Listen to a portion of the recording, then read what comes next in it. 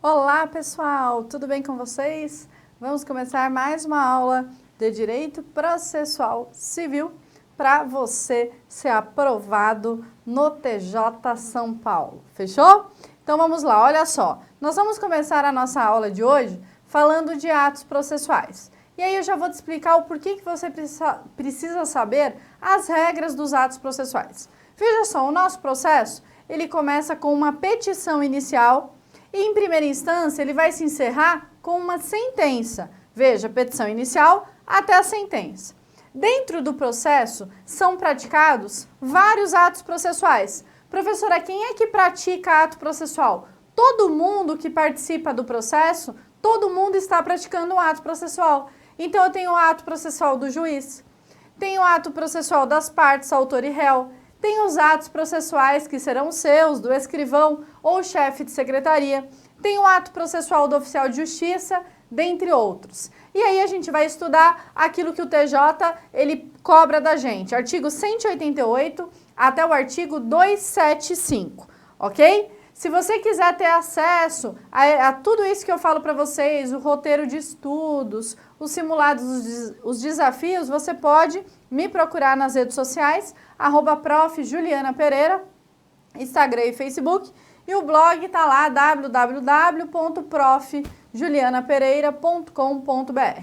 Então, além deste material aqui do curso, que você já tem acesso, você pode também ter acesso ao que eu disponibilizo para vocês de forma complementar para ajudar você na sua aprovação. O meu objetivo é estudarmos juntos, eu estou estudando com você para você ser aprovado. Então vamos lá, atos processuais. Como que é a estrutura dos atos processuais no Código de Processo Civil? Veja comigo. Nós vamos estudar atos processuais, eu tenho a forma, o tempo e o lugar. Quanto à forma, a gente vai estudar as regras gerais, eu vou estudar a prática eletrônica, eu vou estudar as regras das partes, do juiz, do escrivão ou chefe de secretaria.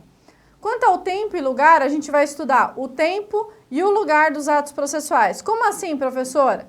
Veja, quando que o ato processual ele vai ser praticado? Tempo. E o lugar? O ato processual, regra geral, ele pode ser praticado em qualquer lugar? Ou ele tem um lugar específico a ser praticado? E aí a gente vai estudar isso também. Uma outra coisa importante, acompanha aí comigo, é a comunicação dos atos processuais. E aí dentro de comunicação, a gente vai estudar citação, cartas e intimações. Dentro do tema atos processuais, eu também tenho nulidades, distribuição ou registro, mas isso já está fora do seu edital, graças a Deus. Então a gente termina o nosso estudo em intimações, artigo 275, e depois a gente começa a estudar as tutelas provisórias, ok? Tema atos processuais, relevância alta para o seu concurso, tá? A gente tem relevância baixa, relevância média e relevância alta. Atos processuais, todos esses artigos, 188 a 275, relevância alta para o seu concurso. Então, acompanhe aí comigo primeiro quanto à forma dos atos processuais. A gente vai ter aqui os atos em geral, e aí você vai ver o artigo 188, que diz que os atos e termos processuais, aí você vai grifar, independem de forma determinada, salvo quando a lei expressamente a exigir, considerando-se válidos os que, realizados de outro modo, lhe preencham a finalidade essencial. Vamos comentar o artigo 188. Olha só, professor, o ato processual ele pode ser realizado de qualquer forma ou ele tem uma forma específica?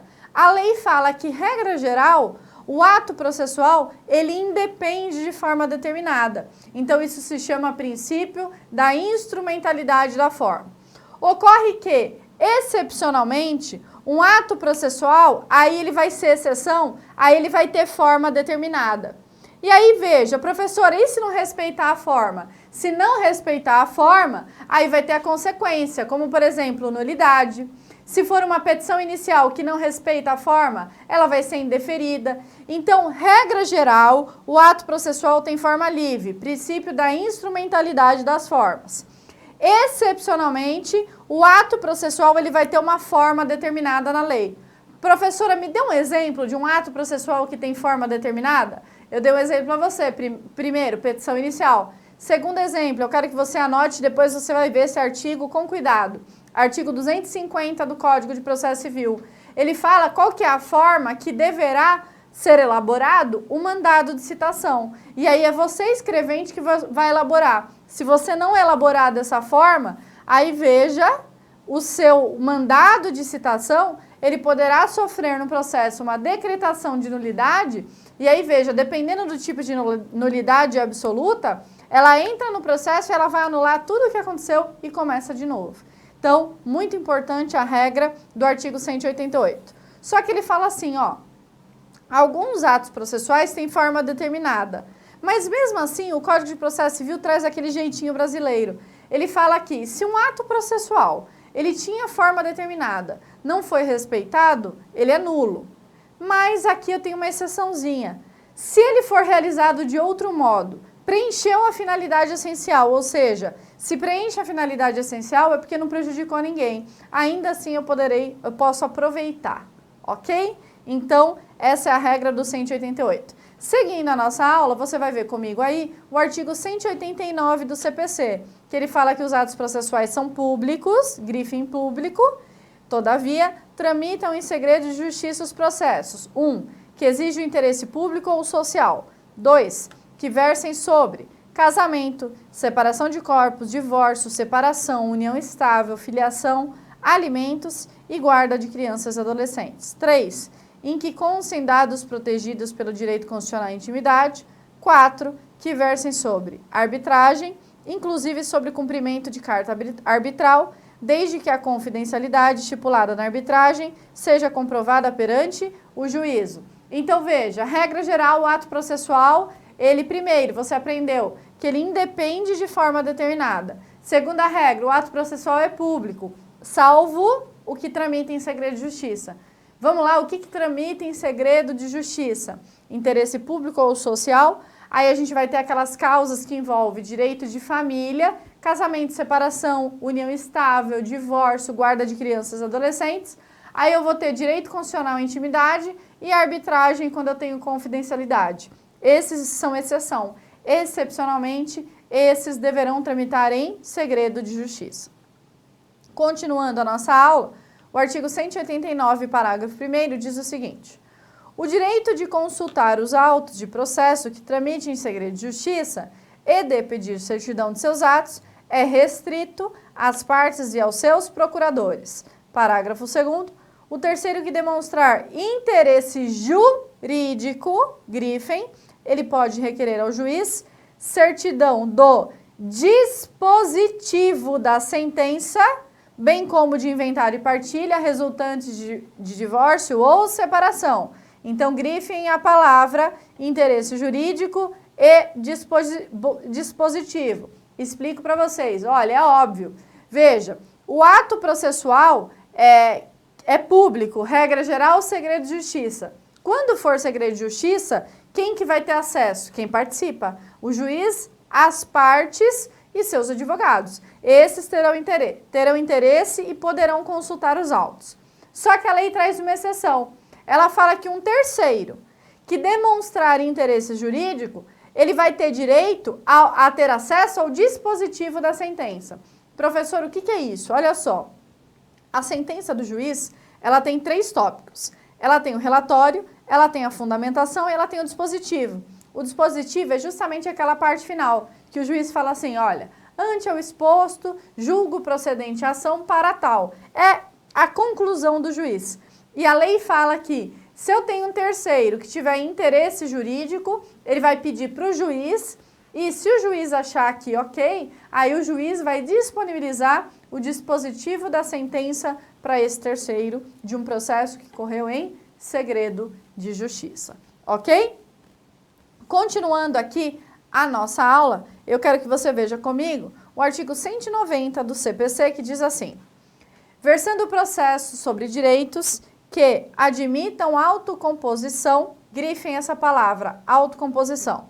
É lícito as partes, grifem, plenamente capazes, estipular mudanças no procedimento para ajustá-lo às especificidades da causa e convencionar sobre seus ônus, poderes, faculdades E deveres processuais, aí você vai grifar antes ou durante o processo. Volte aqui um pouquinho comigo, eu quero atenção. Você vai anotar que o tema do artigo 190, ele está tratando do que a gente chama de negócio jurídico processual. O que é o negócio jurídico processual? É justamente a regra do 190. Se eu tenho direito que admita autocomposição, isso significa direitos disponíveis, que admitem acordo. Se eu tenho partes plenamente capazes, é possível que antes ou durante o processo, as partes convencionem mudanças no procedimento. Como assim? O que nós estamos estudando aqui? Nós estamos estudando o processo civil. O processo civil, ele vai trazer as regras para o processo. Veja, eu tenho uma regra que é a seguinte: o prazo para contestação do réu é de 15 dias. Professora, isso está na lei, né? Tá, então você está me dizendo que pelo 190, se eu falar de partes capazes e direito que admite autocomposição, você está me falando que é possível a gente alterar esse prazo de 15 dias para 30 em determinado caso concreto? Sim, é exatamente isso. Então, hoje, o novo CPC, ele permite as mudanças no procedimento, desde que as partes sejam plenamente capazes, direito que admite autocomposição. E aí, veja, e se o juiz não gostar dessa mudança, professora? Ele pode não aceitar essa mudança?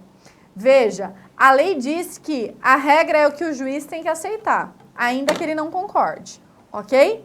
Mas, excepcionalmente, o juiz vai poder recusar a aplicação dessa convenção, deste contrato entre as partes. E aí, veja, quais são as possibilidades em que o juiz ele poderá se recusar. Eu quero que você veja comigo o parágrafo único do artigo 190.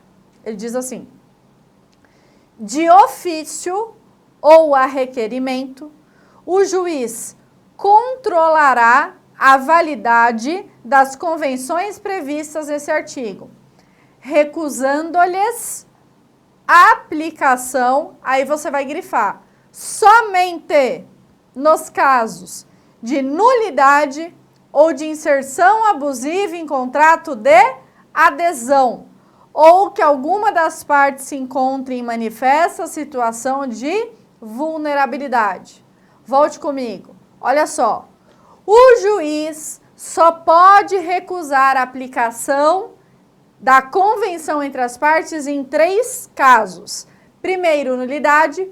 2, inserção abusiva em contrato de adesão. E terceiro, vulnerabilidade. Ok? Anotou isso no seu caderno? Então, olha só, artigo 190, negócio jurídico processual. O próximo artigo que a gente vai tratar, ele vai tratar também de um tema novo, então estrelinha para o 190 e 191. O próximo artigo, ele vai tratar do calendário processual. Veja aí comigo. De comum acordo, aí atenção, aqui quem é que faz? O juiz e as partes, ambos, podem fixar calendário para a prática dos atos processuais quando for o caso. Parágrafo 1º. O calendário vincula as partes e o juiz, e os prazos nele previstos somente serão modificados em casos excepcionais devidamente justificados. Parágrafo 2º diz que dispensa-se a intimação das partes para a prática de ato processual ou a realização de audiência cujas datas tiverem sido designadas no calendário. Volte aqui comigo, olha só. Os atos processuais, eles são praticados no processo e aí veja, como o nosso processo ele segue por impulso oficial, tudo o que acontece deverá ser comunicado às partes para que, se elas quiserem, elas façam ou deixem de fazer alguma coisa. Então, você escrevente, você vai proceder com um ato processual muito importante, que são as intimações.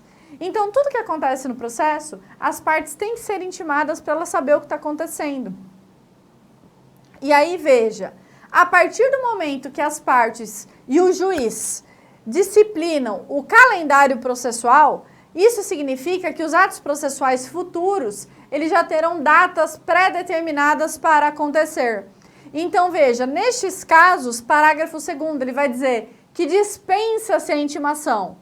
Então, veja, olha que interessante, aqui no parágrafo 2º do 191, ele diz que, a partir do momento que eu tenho o calendário, pode continuar aqui no artigo, dispensa a intimação das partes. E mais, o calendário, ele vai vincular as partes e o juiz, e os prazos só serão modificados em casos excepcionais e devidamente justificados. Então, veja, o artigo 191 é um artigo importantíssimo para nós na prova. Eu aposto aqui numa questão dos artigos 190 e 191, então você vai ver ele com atenção.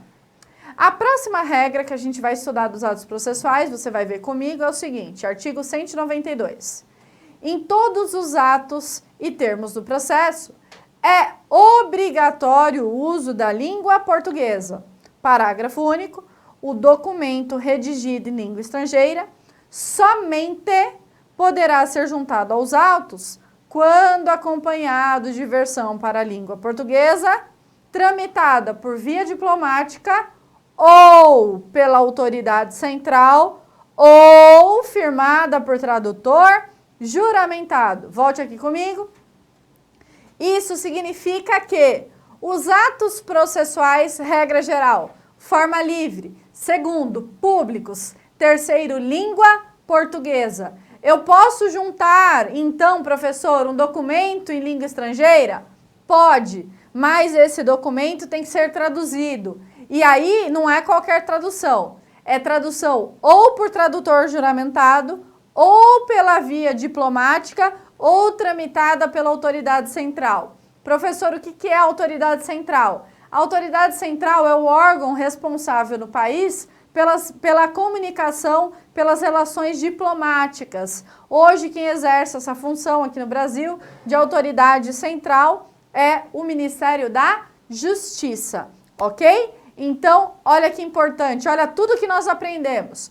Nós aprendemos esses 3 tópicos, forma livre, públicos, língua portuguesa, nós aprendemos o artigo 190, negócio jurídico processual, nós aprendemos o 191, calendário processual. Então, essas são as regras para a forma dos atos processuais. Agora nós vamos falar um pouquinho dos atos processuais eletrônicos. Então, professor, é possível que hoje os atos processuais realizem-se de forma eletrônica? Claro que é possível, aliás, é a tendência, né? Na maioria das comarcas, principalmente no Tribunal de Justiça de São Paulo, já os processos eles já estão começando e tramitando de forma eletrônica, cada dia mais abandonamos os processos físicos. E aí, ó, atenção, o Código de Processo Civil, ele vai trazer algumas regras genéricas sobre a prática eletrônica de atos processuais. Porque nós temos uma lei que trata da regra específica dos atos processuais eletrônicos, do processo judicial eletrônico. Mas, graças a Deus, essa lei ela não cai no TJ, então a gente vai só ficar atento às regras aqui gerais, genéricas do CPC, e aí você também vai estudar um pouquinho de normas da Corregedoria. Aí eu quero que você veja comigo o artigo 193 do Código de Processo Civil, que ele diz o seguinte: os atos processuais, eles podem ser total ou parcialmente digitais, de forma a permitir que sejam produzidos, comunicados, armazenados e validados por meio eletrônico na forma da lei. Então, esta é a primeira regra. Parágrafo único. O disposto nessa seção, ele aplica-se no que for cabível à prática de atos notariais e de registros. O que você tem que ter atenção aqui no artigo 193? Que, ó, os atos processuais, eles podem ser total ou parcialmente digitais. Então, esta é a primeira regra.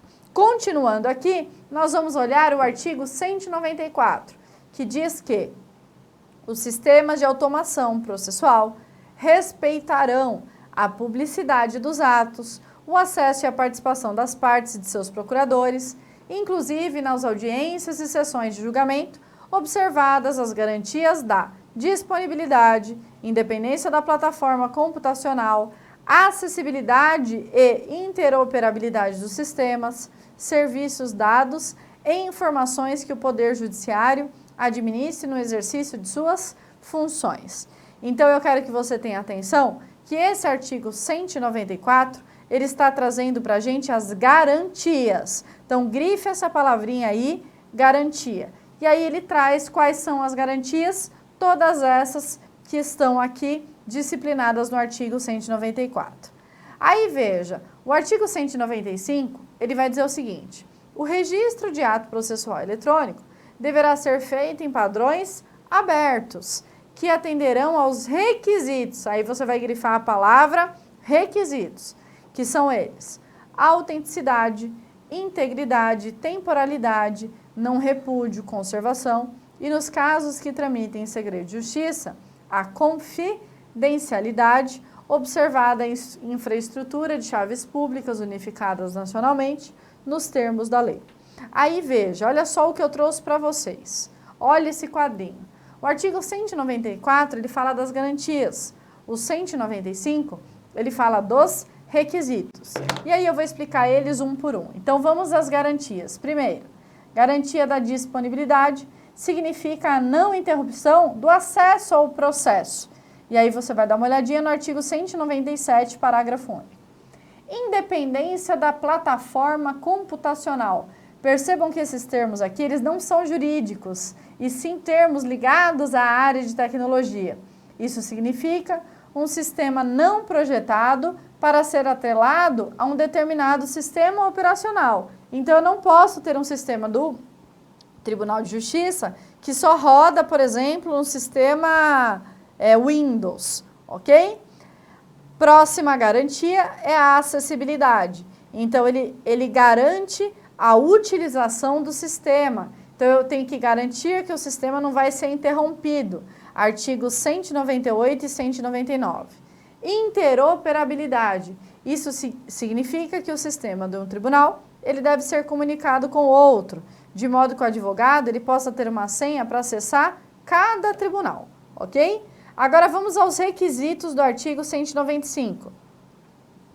Primeiro, a autenticidade. Então, eu tenho que ter a garantia da autoria. Então, se o advogado João OABX praticou aquele ato processual, tem que garantir que o sistema, ele identifique quem foi o autor daquele ato processual. Integridade, ele vai garantir o conteúdo, vai garantir que ninguém invada e altere uma petição de alguém, altere um termo de juntada de você, que vai ser escrevente. Eu vou ter a temporalidade, que é a garantia da data e do horário da prática. A gente vai ter o não repúdio, que é quem praticou o ato processual não pode garantir a sua autoria nem o seu conteúdo. Eu vou ter a conservação, que é o conjunto de medidas para preservação dos atos processuais. E eu tenho a confidencialidade, que é a garantia de acesso somente aos interessados. Em caso de segredo de justiça, que a gente já falou, eu quero que você dê uma olhadinha no artigo 195, parte final do Código de Processo Civil.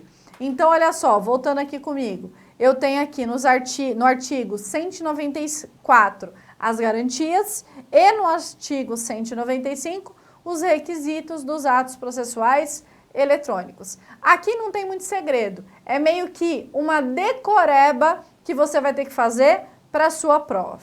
O artigo 196 vai trazer uma norma interessante, ele diz assim: compete ao Conselho Nacional de Justiça e, aí você vai grifar, supletivamente, aos tribunais, regulamentar a prática e a comunicação oficial de atos processuais por meio eletrônico e velar pela compatibilidade dos sistemas, disciplinando a incorporação progressiva de novos avanços tecnológicos e editando para esse fim os atos que forem necessários, respeitadas as normas fundamentais deste Código. Aqui ele está dizendo aquilo que eu já expliquei para vocês. O Código de Processo Civil traz aqui algumas normas gerais para os atos processuais eletrônicos, e aí ele fala que compete ao CNJ e supletivamente aos tribunais regulamentar a prática e a comunicação oficial dos atos processuais por meio eletrônico. ok? Então, regra muito importante. Como eu disse para vocês, a Lei 11.419 de 2006 é a lei que regulamenta o processo judicial eletrônico, mas, graças a Deus, né, essa lei está fora do seu edital. Continuando, o artigo 197, ele fala que os tribunais divulgarão as informações constantes de seu sistema de automação em página própria da Rede Mundial de Computadores, gozando a divulgação de presunção de veracidade e confiabilidade. E aí veja, o artigo 198, ele fala que as unidades do Poder Judiciário deverão, então grifem essa palavra, manter gratuitamente, grifem também, à disposição dos interessados equipamentos necessários à prática de atos processuais e à consulta e ao acesso ao sistema e aos documentos dele constantes. O parágrafo único, ele diz que será admitida a prática de atos por meio não eletrônico no local onde não estiverem disponibilizados os equipamentos previstos no CAPT. E o artigo 199, ele fala que as unidades do Poder Judiciário, elas assegurarão às pessoas com deficiência a acessibilidade aos seus sítios na rede mundial de computadores, ao meio eletrônico de prática de atos judiciais, à comunicação eletrônica dos atos processuais e à assinatura eletrônica. Voltando aqui um pouquinho comigo, eu quero dizer para vocês o seguinte, olha só, todo fórum ele deve manter gratuitamente à disposição dos interessados, quando esse fórum ele trabalhar com um processo judicial eletrônico, o equipamento necessário para a prática de atos processuais. Isso significa que o fórum tem que ter lá um computador e uma impressora em que é possível escanear documentos e que uma pessoa que não tenha computador, ela possa ir até o fórum e acessar o processo judicial eletrônico. Todo fórum e comarca que não disponibilizar gratuitamente esse tipo de equipamento, ele vai ter que permitir a prática de um ato não eletrônico, ou seja, a prática de um ato físico, uma petição impressa, que é feito protocolo lá no fórum, por exemplo, se, mesmo em um processo eletrônico, não estiver disponibilizado esse equipamento no fórum. Daqui, você pode tirar a seguinte conclusão. Por que no começo da aula eu falei para vocês grifarem o primeiro artigo que nós tratamos, que ele fala que o processo, os atos processuais, eles podem ser total ou parcialmente digitais. Porque, veja, vamos imaginar que o sistema está indisponível em determinado dia e você precisa praticar, alguém precisa praticar um ato processual urgente. Veja, vai ser praticado esse ato processual urgente de forma física, porque a gente também não pode deixar o Poder Judiciário à mercê do processo judicial eletrônico. Então, toda vez que um sistema não estiver funcionando ou que o tribunal não disponibilizar o equipamento necessário para a prática dos atos processuais, aí será permitida a prática do ato processual não eletrônico, ou seja, de forma física. E aí, a gente vai encerrando a nossa aula de hoje por aqui. Na próxima aula, a gente vai continuar a falar dos atos processuais. Um grande beijo, bons estudos e até a próxima. Tchau, tchau!